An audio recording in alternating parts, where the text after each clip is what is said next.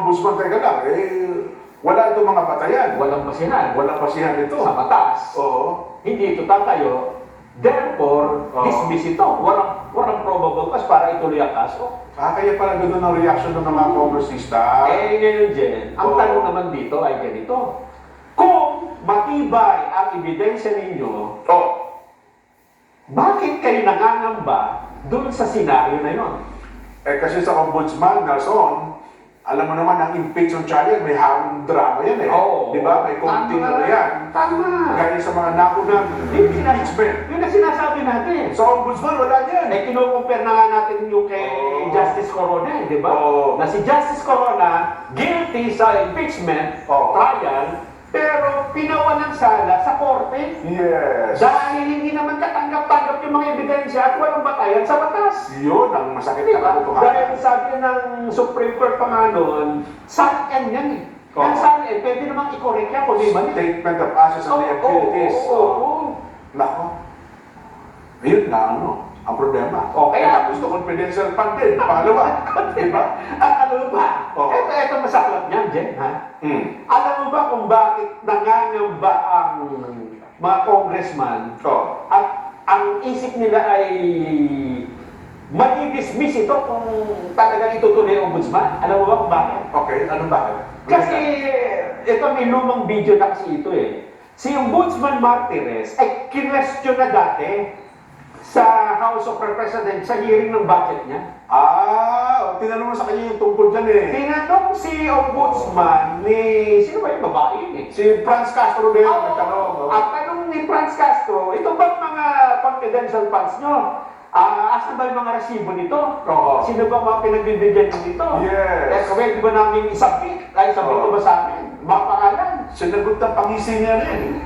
Nakangisi si chairman na Sabi ni Martires. Ombudsman Teres eh. Kaya ibibigay mo namin sa inyo ang listahan ng kung kanino namin ginamit ang mga confidential fund. Hindi na ako confidential fund yan. Oo.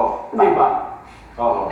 Ibig sabihin, kung gano'n ang start ni Ombudsman Martires, yung mga inilabas ng mga kongresista na bakit ibinigay yan kay Piatos? Bakit ibinigay yan kay, kung kanina yung mga pangalan? Kung sino-sino, yes. Ibig sabihin, para kay Ombudsman Martires, walang basihan sa batas yun kasi nga confidential fund. Oo. Walang pangalan nga kung hindi yan.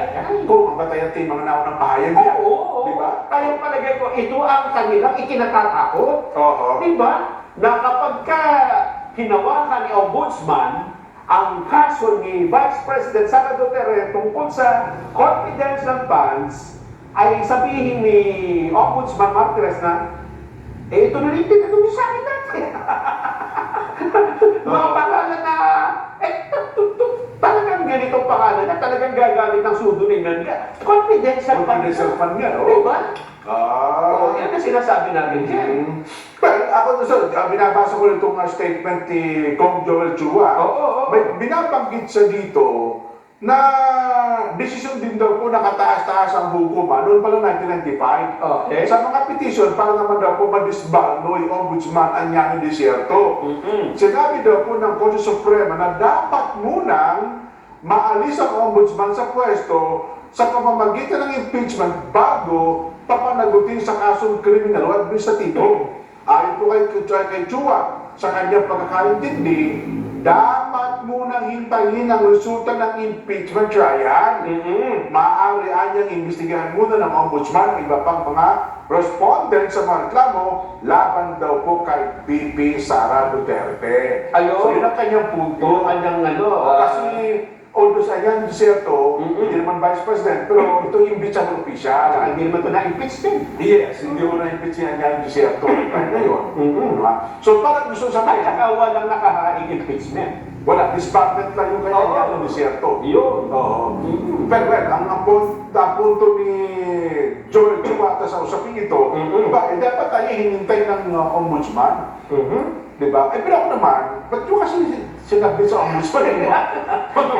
Akuha nila yan, di ba? Oo. Ipinagdalan nyo sa kanya, di ba? Oo. At kaya ako naman, Jen, kung kayo ay confident, kasi confident sila na Matibay yung evidence. Sinapahayag nila sa publiko na Sa kanila magiging guilty si BP. Guilty na eh. Oo. Wala nang lusot. Dapat dapat dito ay accountability. Yes. Eh, ang accountability nito, hindi naman sa impeachment. Dahil sa impeachment, tanggal lang siya. Oo. Sa ombudsman, kulong ka.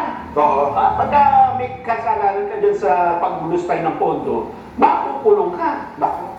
So, dahil ito ang accountability. Kung Kaya- accountability ang hinahanap natin. Kaya pala meron agad paratang yung isang mambabatas na kanila sa mga bayan black na son. Alam mo anong kaya paratang? Ano parata? Naku, mawawagwas yan! Mawawagwas yan! Sino yan? Sino yan? Ayan o, nakita niyo po sa telebisyon? Aba! Ang ganda ng ngiti mo. Yung pinsan ni Atty. Claire Castro. Hindi ko minsan yan. Hindi ba? Magagalit sa akin sa akin. Ano sabi? Ano sabi ni Franz? Sabi niya, Ah. nako, pinaalalahanan daw po nitong si Con France, si Ombudsman Samuel Martirez na nakabantay ang maraming tao. Ba? At kung paano niya hahawakan ng reklamong korupsyon, laban daw po kay Vice Presidente Sara Duterte. Marami nangangamba, baka magkaroon daw po ng whitewash. Ayun. Baka whitewash ang kaso, kaya kahit na mabigat, Nelson, mga kabayan, mabigat ang ebidensya Ayun. laban sa pangalawang Pangulo. At nakabigat. Siguro, naalala niya, Sako-sako daw eh. naalala siguro ni Franz Castro, Oo. ako nga pala yung nagtanong sa kanya. Oo.